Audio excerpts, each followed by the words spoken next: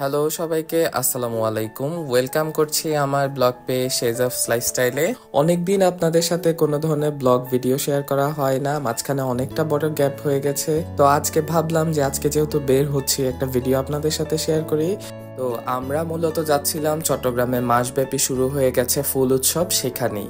তো আমি আমার এখানে অক্সিজেন এরিয়া থেকে প্রথমে চলে যাচ্ছিলাম হলো শেরশাহ মোড়ে। তো আপনারা এখান থেকে মাহেন্দ্রাতে করে 10 টাকা দিয়ে চলে যেতে পারবেন হলো শেরশাহ মোড়ে। শেরশাহ মোড়ে যাওয়ার পর সেখান থেকে একটা রিক্সা নিয়ে চলে যেতে পারবেন আরফিননগর। এখানে আপনাদের ভাড়া নেবে 20 টাকা। তো এখানে আমি যাচ্ছিলাম আমার বোনের সাথে, তো ওকেও একটু দেখিয়ে দিলাম। আমরা দুই ভাই বোন মিলেই আজকে আসলে ঘুরতে বের হয়েছে। তো যাই হোক, আরফিননগর সিএনজি স্টেশন এসে সেখান থেকে সিএনজি নিয়ে জনপ্রতি 20 টাকা করে আপনারা চলে যেতে পারবেন ফৌজদারহাট মোড়ে। তারপর ফৌজদারহাট মোড় থেকে 30 টাকা দিয়ে একটা রিক্সা ভাড়া করে আমরা এখন চলে যাচ্ছি ডিসি পার্কে। ডিসি পার্কে এসে মূলত এদিক দিয়ে একটা এন্ট্রি পথ আছে, এন্ট্রি পথের পাশেই দেখবেন একটা টিকিট কাউন্টার আছে, যেখানে মোটামুটি ভালোই ভিড় ছিল। আমরা যেদিন প্রথমবার গিয়েছিলাম, আমরা মূলত 4 তারিখ গিয়েছিলাম, যেদিন মূলত প্রথম উদ্বোধনটা হবে। তো আসার পর তো অ্যাজ ইউজুয়াল ভাবাই ছিল যে এত পরিমাণ মানুষ হবে। তারপরেও আমি এক্সপেক্ট করেছিলাম যে আরও মানুষে গিজগিজ করবে হয়তোবা, কিন্তু মোটামুটি একটু কমই ছিল, যেহেতু আমরা একটু দুপুর টাইমে গিয়েছিলাম। তো যাই হোক, এখানে ঢোকার পরেই নতুন নতুন কিছু অ্যাডিশন ছিল, যেমন এই কার্ডটা, এটাতে ফুল বিক্রি করছিল। আপুরা মাথায় ফুল দিয়ে দিয়ে যে ছবিগুলো তুলে, এই ফুলগুলো আসলে এখানে বিক্রি করছিল। তারপর এখানে একটা বোটের জন্য আলাদা একটা জায়গা রেখেছিল, যেখানে বোটিং করা যায়। বোটিং এর জন্য আসলে আলাদা একটা খরচ আছে।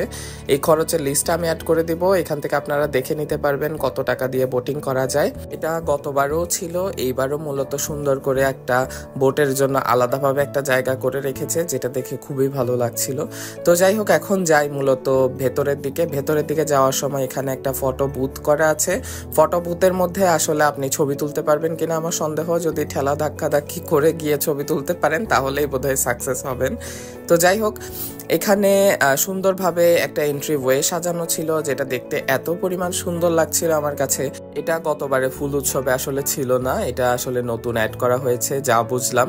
তো যাই হোক, এখানে বিভিন্ন ধরনের ফুল দিয়ে আসলে সাজানো হয়েছে। সবগুলো ফুলের নাম আসলে জানাও নেই আমার, কিন্তু এন্ট্রি পথটা দেখতে এতটা সুন্দর লাগছিল, আমার খুব ইচ্ছে করছিল এখানে একটা ছবি তুলতে, কিন্তু এত পরিমাণ মানুষের গিজগিজ ছিল যে এখানে ছবি তুললেও তেমন একটা ভালো একটা ফল আসবে না আর কি। তো আমি মাথায় করে রেখেছি যে ফুল উৎসব শেষ হলে এরপরে যদি এই ধরনের ফুলগুলো যদি সুন্দর থাকে, আমি আরেকবার আসবো ফুল উৎসব শেষ হওয়ার পরে, যখন আসলে মানুষ একটু কমে যাবে।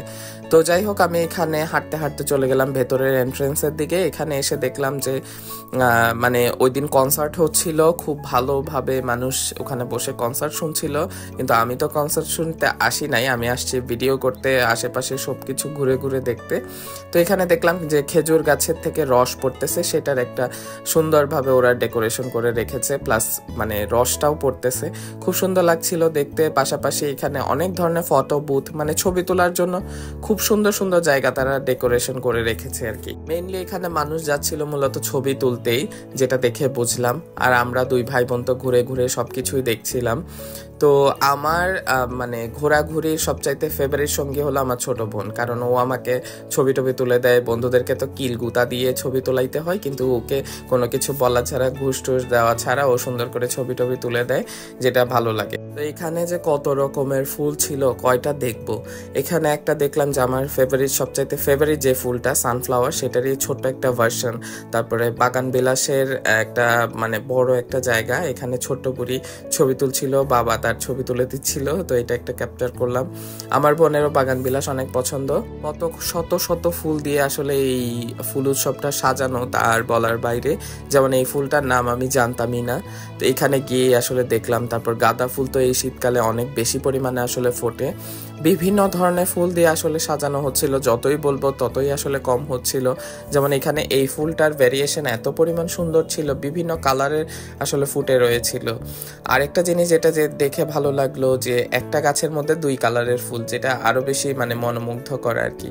তো যাই হোক, এখানে ঘুরে ঘুরে দেখছিলাম। এখানে একটা সুন্দরভাবে লেখা ছিল যে চিটাগং ফ্লাওয়ার ফেস্টিভ্যাল, এটা দেখতেও খুব ভালো লাগছিল। এখানে একটা ছবি তোলার ইচ্ছা ছিল।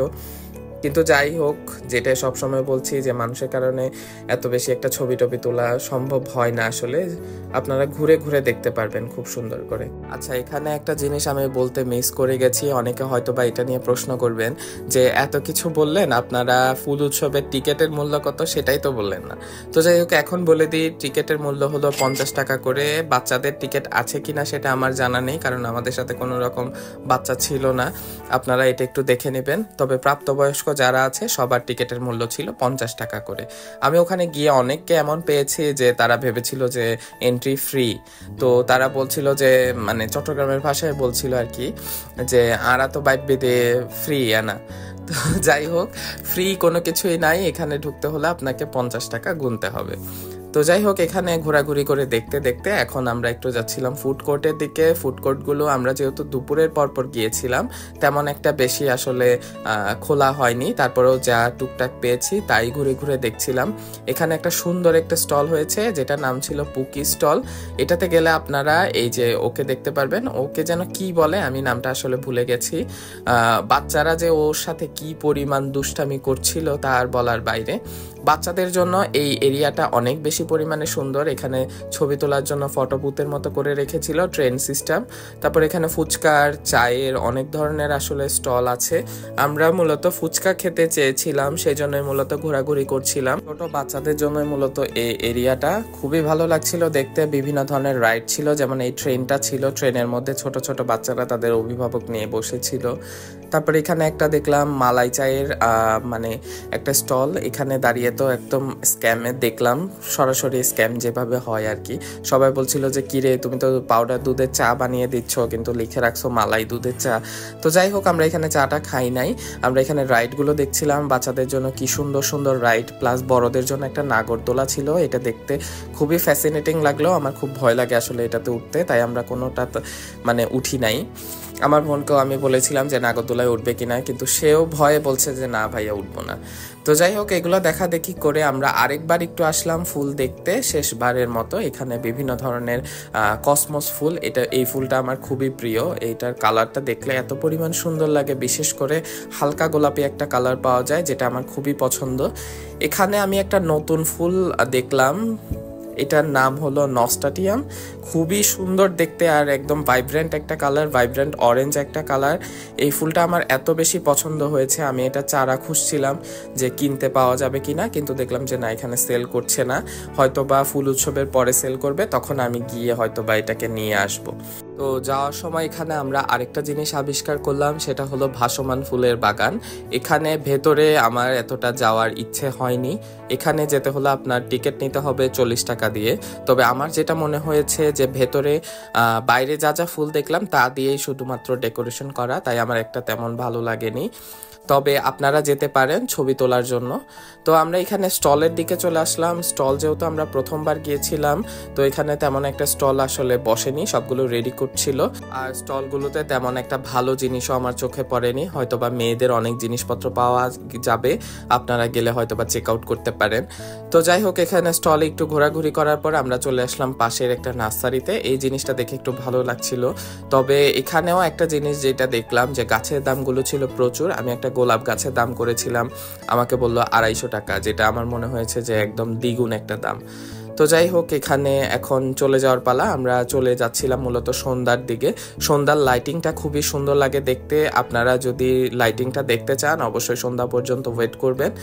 আমি দেখি আরেকবার যদি কখনো যাই, হয়তোবা সন্ধ্যার দিকে যাব লাইটিং দেখার জন্য। তো যাই হোক, এটাই ছিল আমার আজকের ভিডিওটা কেমন লাগলো অবশ্যই আমাকে জানাতে ভুলবেন না। সবাই ভালো থাকবেন, আল্লাহ হাফেজ।